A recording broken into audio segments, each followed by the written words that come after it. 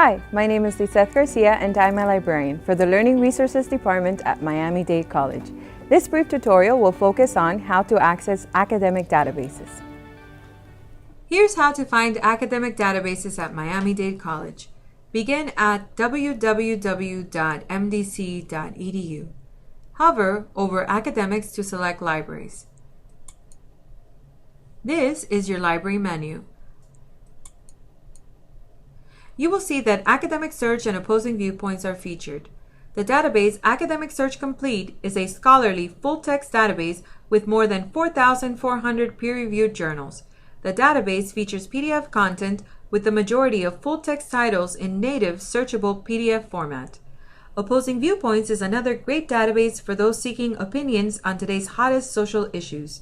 It features continuously updated viewpoint articles, full-text magazines, academic journals, news articles, primary source documents, statistics, images, videos, audio files, and links to websites. If you want to explore additional options, you can select More Databases. When you make a selection, you will be prompted to log in with your borrower ID. This is your student number. Enter the last 4 digits of your student number as your password or PIN. Once you do this, you should be able to use any database. You can search the databases by subject. Simply expand a category to find related databases.